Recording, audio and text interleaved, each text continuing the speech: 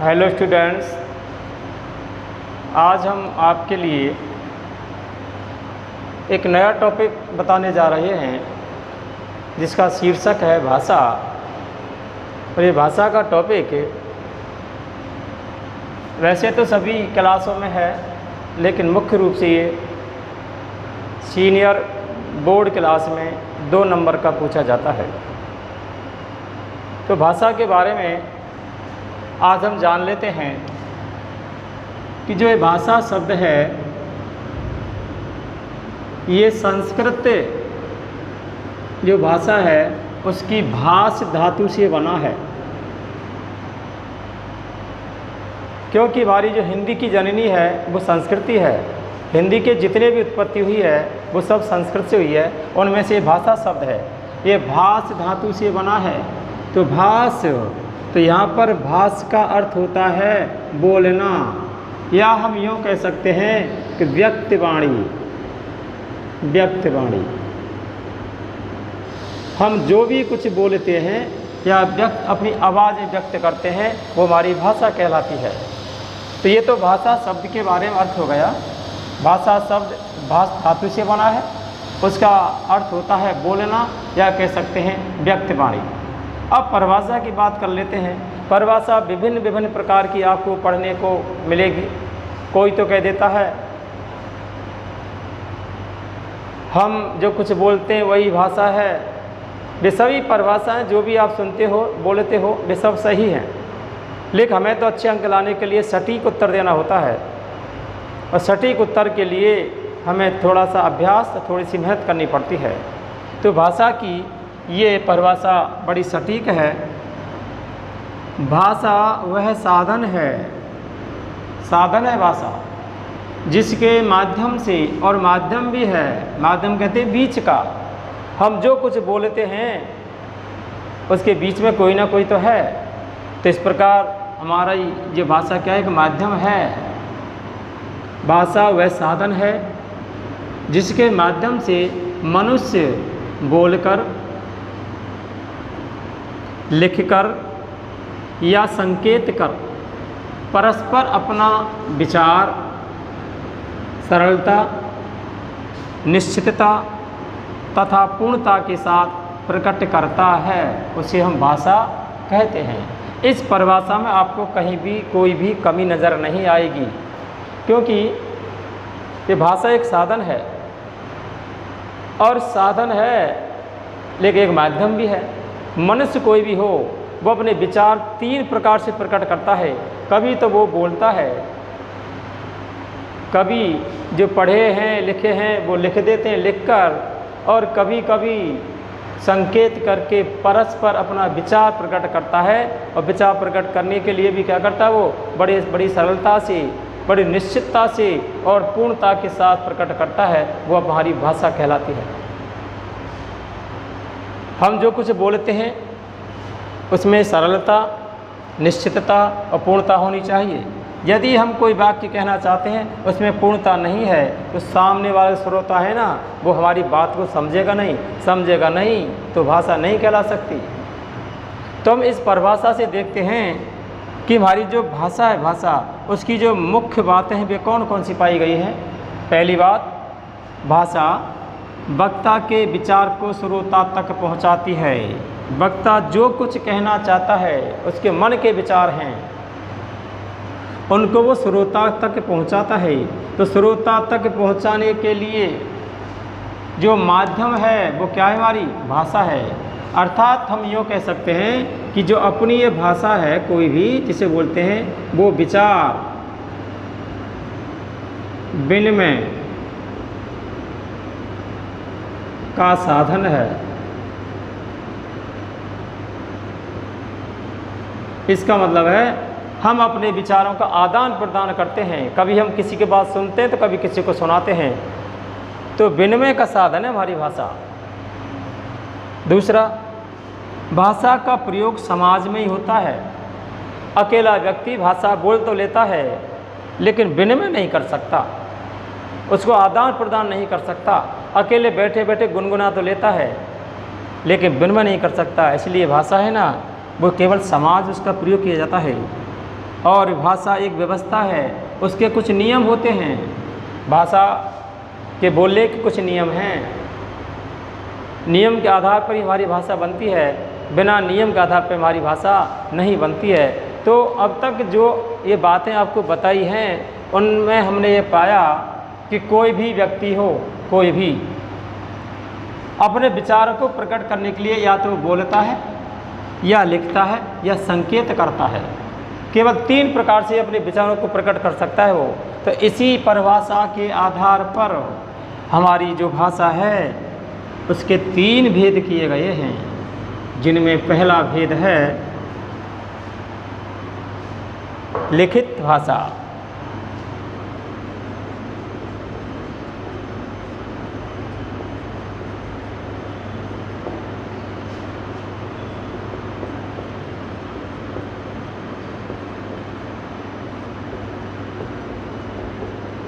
दूसरा भेद है मौखिक भाषा।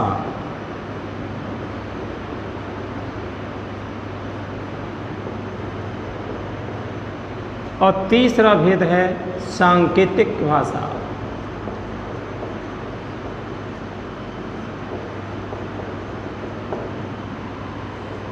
ये इसके दोनों मुख्य भेद हैं। इसको कोई तो मानता है, कोई कह देता है ये कोई भाषा है नहीं, लेकिन मैं इसके बारे में आपको बताऊंगा।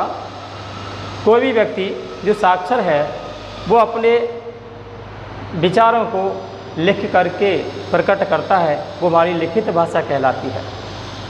जैसे किसी राइटर की कोई बुक है, उस बुक में राइटर के विचार हैं, उनको हम पढ़ लेते हैं, या कोई समाचार आता है उसको हम पढ़ लेते हैं, तो लिखित भाषा है। इसके अलावा मौखिक भाषा, इसका प्रचलन बहुत होता है। हम परिवार में, समाज में अधिकतर मौखिक भाषा का प्रयोग करते हैं। नेताजी भी अगर कोई भाषण देता है तो मौखिक भाषा में देता है, तो ये हमारी मौखिक भाषा हो गई। अर्थात लिख कर के जो अपने विचार प्रकट किए जाते हैं वो लिखित भाषा होती है, और बोल करके जो विचार प्रकट किए जाते हैं वो हमारी मौखिक भाषा होती है। लेकिन कुछ लोग सांकेतिक भाषा को मानते हैं और कुछ नहीं मानते हैं। लेकिन ध्यान रखना, हमारे मानव जीवन में सांकेतिक भाषा का भी बड़ा महत्व है। वैसे यदि पूछा जाए कि भाषा के कितने रूप हैं, कितने मुख्य रूप हैं, तो केवल 2, लिखित और मौखिक। अगर महत्व पूछा जाए, इस सांकेतिक भाषा का महत्व बहुत ज़्यादा है, क्योंकि कुछ ऐसे बताते हैं कि सांकेतिक भाषा में तमाम प्रकार की त्रुटियां हो जाती हैं संकेतों में। उनका कहना भी सही है, लेकिन मेरा विचार है कि त्रुटि तो लिखित में भी हो जाती है, मौखिक में भी हो जाती है। इसलिए त्रुटि पर ध्यान ना दें, त्रुटियां तो होती रहती हैं, उनका सुधार है। लेकिन मैं ये कहना चाहता हूँ कि लिखित और मौखिक भाषा रूप मुख्य तो हैं, लेकिन सांकेतिक भाषा का भी अपना अलग महत्व है। अब वो महत्व कैसे सुने।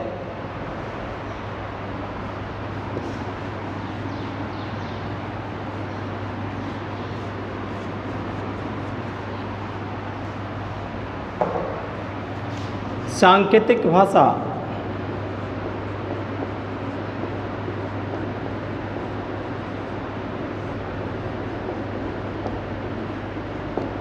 सांकेतिक भाषा का प्रयोग हम बहुत जगह देखते हैं, और बहुत जगह इस सांकेतिक भाषा का प्रयोग आपको दिखाई दे जाएगा। बशर्ते क्या है कि इसका महत्व समझ लो, और ये समझ लेना कि सांकेतिक भाषा भी हमारी व्यवहारिक जीवन की एक भाषा बनी हुई है। लिखित और मौखिक भाषा तो है ही, उनके अलावा भी सांकेतिक भाषा हमारे व्यवहारिक जीवन की एक भाषा बनी हुई है। वो बनी हुई कैसे, देखो।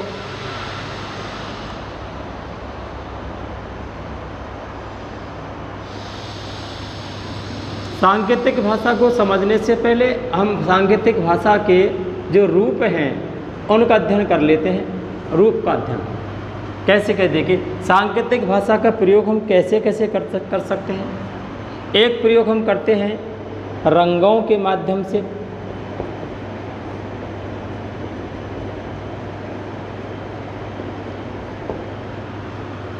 दूसरा संकेत या सांकेतिक भाषा का हम प्रयोग कर देते हैं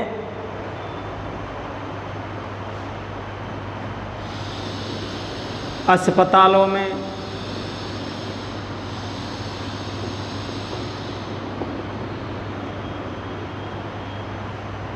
अगला हम प्रयोग कर देते हैं अधिकारियों की गाड़ियों पर।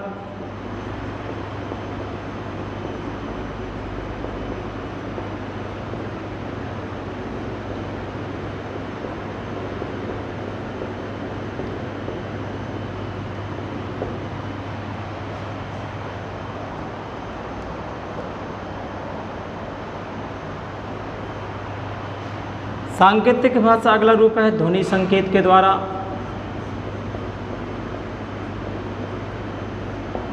और अगला रूप और है सांकेतिक भाषा का, जिसे हम कह देते हैं आंगिक संकेत। आंगिक,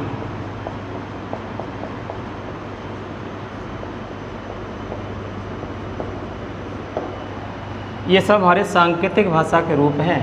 इनके माध्यम से भी हम अपने विचारों को दूसरों को पहुंचा सकते हैं, समझा सकते हैं। कैसे? देखो, रंगों के माध्यम से आप देखिए, ट्रैफिक चौराहे पर जहाँ पर यातायात कर्मी लगा रहता है, या फिर ट्रैफिक चौराहे पर रंगों की बत्तियाँ जलती हैं, तो कभी तो लाल रंग की जलती है और कभी हरे रंग की। तो केवल संकेत हैं वो। इन संकेतों से ही हम आगे बढ़ने का और रुकने का ज्ञान कर लेते हैं। अगला है अस्पतालों में हमने देखा होगा, बड़े बड़े प्लास्टिक के डिब्बे रखे रहते हैं, कोई हरा, कोई पीला, कोई काला। उनमें सब ने जो उनकी वस्तुएं हैं प्रयोग करने की, उनमें पटकने के स्थान हैं। तो वह संकेत है, संकेत समझ जाते हैं वो वे लोग। अधिकारियों की गाड़ी आपने देखी होंगी, किसी गाड़ी पर लाल बत्ती तो किसी पर नीली बत्ती, तो संकेत हैं। उन गाड़ियों के संकेतों से पता लगा लेते हैं कि इसमें कौन सा अधिकारी हो सकता है। ध्वनि संकेत हमने देखा होगा, विद्यालय में जाते हैं तो घंटी बजती है, तो घंटी बजती समझ जाते हैं कोई ना कोई भाषा तो संकेत है। रेलवे स्टेशन पर भोंपू की आवाज़, या कोई व्यक्ति समूह में काम करता है तो अपने जोश में कुछ ना कुछ, कोई ना कोई शब्द बोलता रहता है, तो वहाँ पर हमारे ध्वनि संकेत। आंगिक संकेत, कभी कभी कोई दूर से व्यक्ति ऐसा समझ करके कि मेरी आवाज़ वहाँ नहीं पहुँच सकती, तो वो केवल अपने शरीर के अंगों से ही अपनी भाषा का प्रयोग कर देता है। कभी हाथ हिला देता है, कभी सिर हिला देता है, या आँख, नाक, हाथ, पैर सब काम करते हैं। तो सांकेतिक भाषा के हमारे रूप हैं, इसका बड़ा महत्व है। आप देखिए, ये जितने भी रूप बताए ये हमारे सब व्यवहारिक जीवन में काम आते हैं। कुछ विद्वान ऐसे मानते हैं कि सांकेतिक भाषा कोई भाषा नहीं होती है, आद्य को भाषा होती है। अगर आप ये सोचें, उन विद्वानों का समर्थन करें जो ये कहते हैं कि भाषा के केवल दो रूप होते हैं, लिखित और मौखिक, सांकेतिक नहीं होते, चलो आप उनका समर्थन कर लो आप भी। लेकिन आप सोचिए, जो संसार में व्यक्ति गूंगा है और बहरा है, जो गूंगा है अर्थात बोल नहीं सकता, जो बहरा है सुन नहीं सकता, तो बताइए उनके लिए लिखित और मौखिक भाषा क्या प्रयोग, क्या काम की है? आप सोचेंगे पता लगेगा कोई काम की नहीं है। उनके लिए तो यही भाषा काम की है। गूंगे व्यक्ति के लिए, बहरे व्यक्ति के लिए केवल संकेतों से समझाया जाता है। वो बोल नहीं सकते, और जो बोल सकता है वो सुन नहीं सकता। तो मैं ये कहना चाहता हूँ कि सांकेतिक भाषा के अपना महत्व है। यदि नहीं होता तो गूंगे और बहरे व्यक्तियों के लिए इस भाषा का उपयोग होता ही नहीं।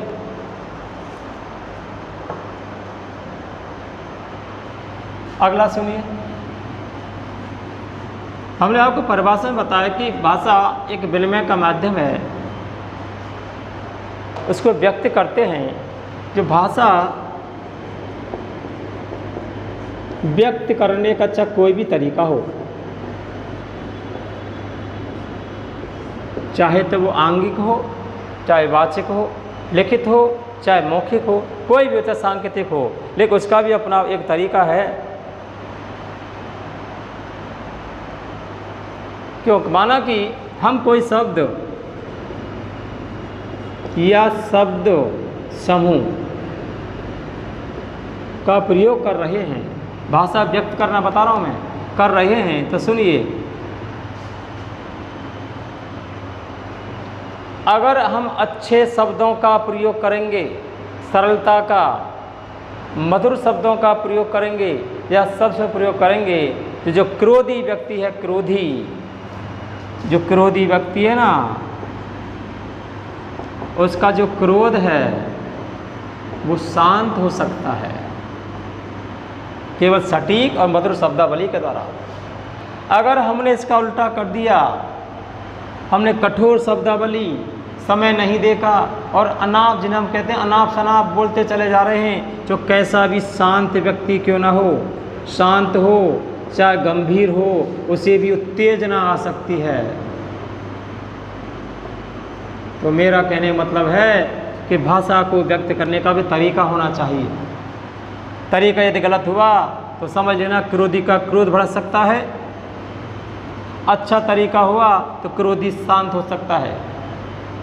शांत व्यक्ति भी, गंभीर व्यक्ति भी, जो कुछ नहीं कहता, किसी बड़ा सुनता रहता है, अगर उसको भी अगर आपने गंभीर, कठिन और अनावश्यक और अनादर वाले शब्दों का प्रयोग किया, उसे उत्तेजना आ सकती है, तो उसका क्रोध भड़क सकता है।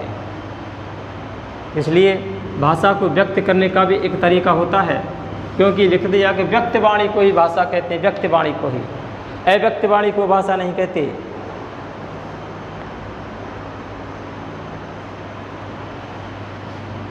जो भी भाषा के हमारे शब्द बनेंगे, उनसे अपनी इच्छानुसार भाषा शब्दों से ही हम अपना क्रोध प्रकट कर सकते हैं, हम अपना प्रेम उसको दिखा सकते हैं, शब्दों से ही हम दोस्ती कर सकते हैं, शब्दों के माध्यम से ही हम दुश्मनी मोल ले लेते हैं। ये केवल भाषा के कमाल तो है, इसलिए भाषा को बिल्कुल सटीक शब्दावली के आधार पर बोला जाना चाहिए। यदि सटीक शब्दों का प्रयोग किया तो आसानी से काम बन भी जाता है। अगर हमने सटीक शब्दों का प्रयोग नहीं किया तो काम के बिगड़ने में देर भी नहीं लगती है। तो काम बनाने में और काम को बिगाड़ने में भाषा का बहुत बड़ा योगदान है।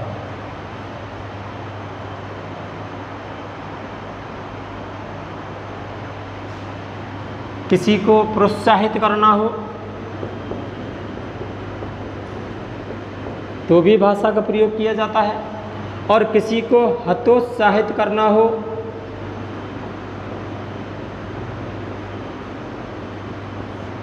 तो भी भाषा का प्रयोग किया जाता है। तो कहने का मतलब है भाषा हमारे जीवन के एक अंग है, और बिना भाषा के मनुष्य जीवन अकेला है, अधूरा है। अब हमें ये बात ध्यान रखनी होगी कि भाषा का प्रयोग कैसे कैसे करें, कैसे नहीं कहें। भाषा ही मनुष्य जीवन के व्यक्तित्व को व्यक्तित्व में निखार लाती है। भाषा ही अच्छे शब्दों से अच्छी और सुललित भाषा, सुललित बड़ी सुंदर भाषा के प्रयोग से व्यक्ति में गुण आते हैं। गुण, इनके प्रयोग से ही व्यक्ति महान बनता है, विद्वान कहलाता है और समाज में आदर पाता है। अगर आपने कहीं फूहड़ भाषा का प्रयोग किया, इनको उल्टा कर देना, समाज इज्जत नहीं रहेगी, उसको लोग मूर्ख कहेंगे और आदर तो बिल्कुल पा ही नहीं सकता। तो भाषा का प्रयोग सटीक करें। अब हम आपसे एक बात बताने जा रहे हैं, इस भाषा को सुधारें कैसे और कैसे प्रयोग करें। तो मैं आपसे एक ही बात कहना चाहता हूँ कि विशेषकर जिनके घर में छोटे बच्चे हैं, उन बच्चों से आप कभी भी ऐसे शब्द ना बोलें जो स्वयं आपको ही बुरे लगते हों, क्योंकि बच्चे बड़ों से तो सीखते हैं। यदि आपने बच्चों के सामने ऐसी बातें की तो वो भी बड़े होकर के ऐसी ही बातें करेंगे, तो वहाँ उनकी भाषा में भद्दापन आएगा, और भद्दापन आने से उनके मान सम्मान को ठेस पहुँचेगी। इसलिए प्रारंभ से बच्चों को अच्छी भाषा ज्ञान दे देना चाहिए। दूसरी बात, हमें अच्छी पुस्तकों का अध्ययन भी करना चाहिए, जिनकी भाषा शैली सटीक हो, अच्छी हो, तब जा कर के हमारी भाषा अच्छी बनेगी। और अच्छी भाषा के प्रयोग करने से ही व्यक्ति समाज में इज्जत पा लेता है। क्योंकि इज्जत पैसों से नहीं मिलती है, केवल भाषा से इज्जत मिलती है।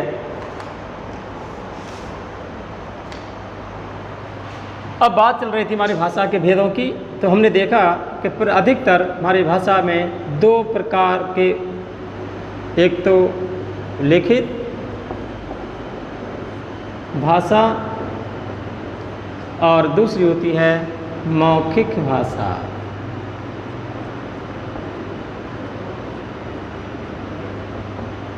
इनके अंतर हैं थोड़े थोड़े से, कुछ अंतर ऐसे हैं कि आप उनको पहले से भली बात ही जानते हो, लेकिन बात आती है परीक्षा में लिखने की तो आपको बड़ा वो लगता है कि पता नहीं कैसा प्रश्न पूछ लिया, आप असमंजस में पड़ जाते हो। पढ़ने की कोई बात नहीं है, आपको तो जो आपको ज्ञान है, जो व्यवहारिक है, उसको आप लिखते चलना, आपको कहीं भी दिक्कत नहीं आएगी। लिखित भाषा और मौखिक भाषा में अंतर बता रहा हूँ आपके लिए मैं, ये ऐसे अंतर हैं जिनको आप पहले भली भांति जानते हो। लिखित भाषा स्थायी रहती है, जबकि मौखिक भाषा परिवर्तनशील रहती है, इसमें परिवर्तन हो जाता है। हम कोई बात लिख के रख देते हैं, स्थायी बन गई, हम कुछ बोल देते हैं, कुछ समय बाद उसको फिर और संशोधित कर देते हैं। अगला अंतर देखो, लिखित भाषा में हम जो भी प्रयोग करते हैं वो बड़े सम्मान के साथ प्रयोग करते हैं, सम्मान और आदरणीय शब्दों का प्रयोग करते हैं, जबकि मौखिक भाषा में ऐसा नहीं होता। मौखिक भाषा में तो हम खूब बोलते चले जाते हैं, जो लिखने की बात आती है ना, जो बोला उसको छोड़ देते हैं, बड़े सटीक आदर पूर्वक बड़ों के लिए छोटों के लिए शब्दों का प्रयोग करते चलते हैं। अगला अंतर की तरफ ध्यान दें, लिखित भाषा पर व्याकरण का प्रभाव रहता है, शब्द सही से लिखे जाते हैं, नियम लिखे जाते हैं, जबकि मौखिक भाषा पर स्थानीय प्रभाव रहता है। परीक्षा में आपसे केवल दो अंतर पूछता है और दो वे अंतर लिखना जो उनकी भाषा शैली ठीक ठाक बना सकें। लिखित और मौखिक भाषा में अंतर पूछ भी लेता परीक्षा में। लिखित स्थायी रहती है, मौखिक परिवर्तन से होती है। लिखित भाषा में हम आदरणीय शब्दों का सम्मान शब्दों का प्रयोग करते हैं, जबकि मौखिक भाषा में ऐसा नहीं होता है। कभी कभी अकस्मात व्यवहारिक ज्ञान के आधार पर सीधी भाषा बोल देते हैं। लिखित भाषा में व्याकरण संबंधी जानकारी मिलती है, जबकि मौखिक भाषा में स्थानीय प्रभाव ज़्यादा दिखाई देता है।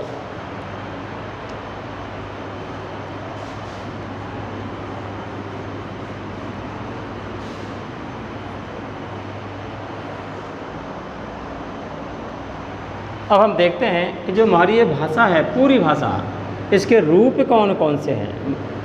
भाषा के रूप,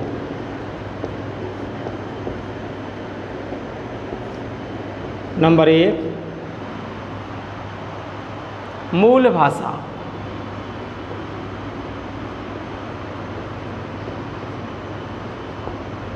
नंबर 2 विभाषा,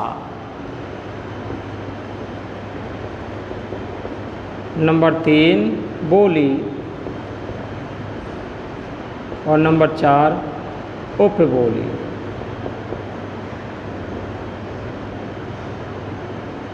ये हमारे 4 भाषा के रूप हैं। अब मूल भाषा के बारे में समझो। माना कि प्रारंभ में 4, 5, 10 आदमी मिलके बैठे होंगे शुरुआत में, और उन्होंने अपने अपने विचार व्यक्त किए होंगे और फिर वहाँ से वो चले गए होंगे। तो 10-12 लोग अलग अलग स्थान के थे, विचार व्यक्त किए और चले गए, लेकिन उनमें से कुछ ने क्या किया, किसी ने किसी शब्द को ग्रहण किया, किसी ने दूसरे को ग्रहण किया, ऐसे 10 व्यक्ति ने 1-2 शब्द ग्रहण कर लिए और चले गए, और इसके बाद और व्यवहारिक जीवन शब्दों का प्रयोग करना उन्होंने शुरू कर दिया। तो मेरा कहीं मतलब है कि मूल भाषा प्रारंभ में कोई ना कोई तो होगी जरूर। ये स्थान विशेष की हो सकती है, धार्मिक हो सकती है, राजनीतिक हो सकती है। तो मूल भाषा कहीं ना कहीं कोई तो रही होगी। इसका मतलब है जो प्रारंभ की भाषा जो कोई भी रही हो वो हमारी क्या कहलाती है, मूल भाषा कहलाती है। अब आती है विभाषा की बात। विभाषा मूल भाषा से बनी है। हम जब बोली बोलते हैं तो वो प्रांतीय या उपप्रांतीय,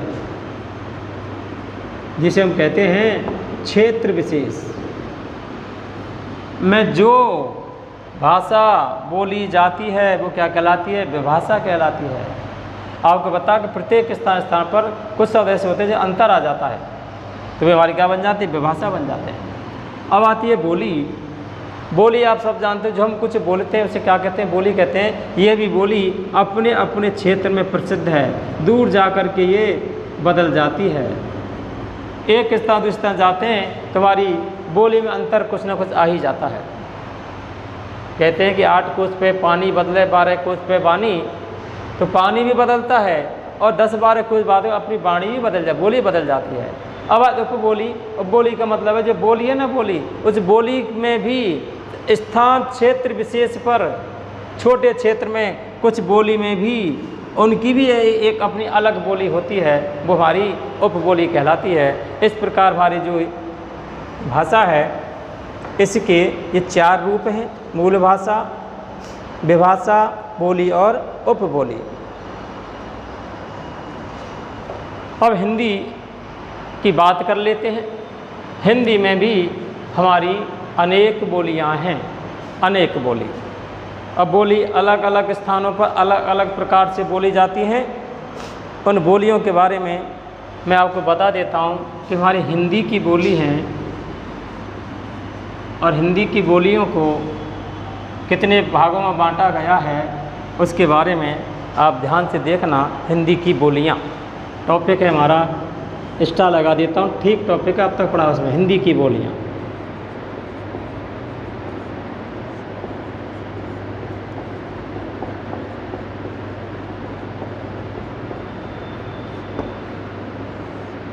इन हिंदी की बोलियों को कई भागों में बांटा गया है, जिनमें पहला है पूर्वी हिंदी।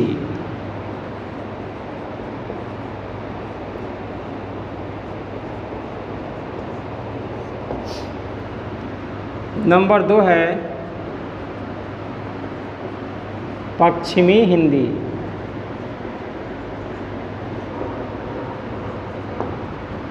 नंबर 3 है बिहारी।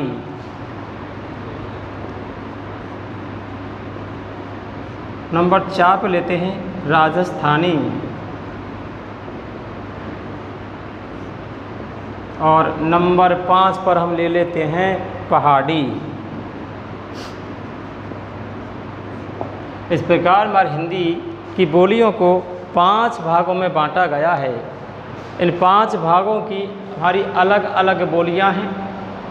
5 भागों में हमारी विभिन्न प्रकार की उपबोलियों का काम पड़ता है। अब है कौन कौन सी, उनको आपको मैं लिखा देता हूँ। तो देखिए, पूर्वी हिंदी की बोलियों में अवधी, बघेली और छत्तीसगढ़ी 3 आती हैं। अवधी, बघेली और छत्तीसगढ़ी।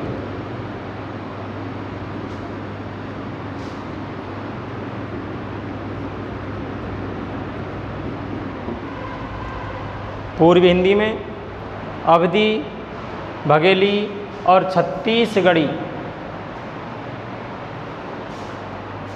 पश्चिमी हिंदी की बात कर लेते हैं। और एक बात जानकर देता हूँ कि हमारा अवधी भाषा का प्रयोग हमारे हिंदुस्तान में खूब होता है, क्योंकि तुलसीदास जी ने अवधी भाषा में ही रामचरितमानस की रचना की थी। इसी आधार पर पूर्वी हिंदी की बोली बड़ी प्रसिद्ध है। और पश्चिमी हिंदी में जिन बोली हैं इनके नाम बता देता आपके लिए। खड़ी बोली,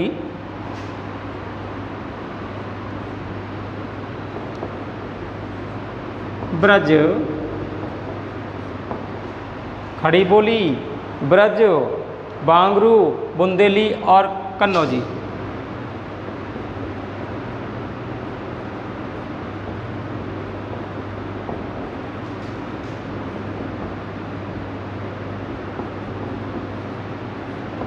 ये बोलियां इस पश्चिमी हिंदी के अंतर्गत आती हैं। अब बिहारी की बात कर लेते हैं। कि बिहारी में कौन कौन से आती हैं? इसमें आती है मगही,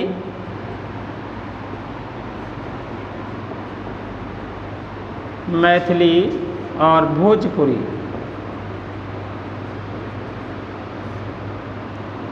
अब राजस्थानी की बात कर, राजस्थानी में कौन कौन सी आती हैं? राजस्थानी में आती हैं मेवाड़ी, मारवाड़ी,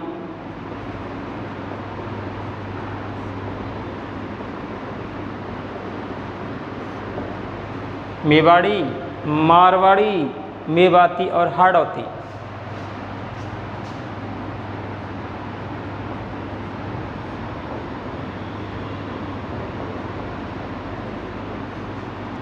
अब पहाड़ी की बात कर लेते हैं। पहाड़ी में कौन कौन सी बोलियाँ बोली जाती हैं? गढ़वाली, कुमाऊनी,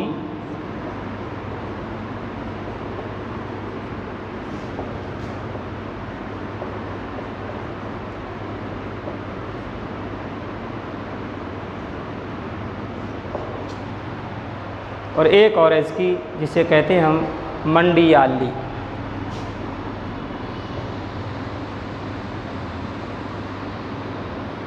इस प्रकार हम देखते हैं कि हमारी हिंदी की बोलियों को 5 भागों में बांटा गया है। इन क्षेत्रों में ये जो बोलियाँ बोली जाती हैं, इनका विस्तृत अध्ययन आप हिंदी साहित्य में पाओगे, अनिवार्य में नहीं है। ये कहाँ कहाँ बोली जाती हैं, इनमें कौन कौन से साहित्य हैं, इनके कौन कौन से कवि हैं, इनकी कौन सी रचना प्रसिद्ध है, ये आपको हिंदी साहित्य मिलेगा, अनिवार्य में नहीं मिलेगा। आज का टॉपिक यही समाप्त होता है, अध्ययन करना। अब इस टॉपिक में आपका एक तो रह गया है लिपि का परिचय, एक रह गया है व्याकरण का ज्ञान। ये हमारा एक टॉपिक 3 पॉइंट में विभाजित कर रखा है।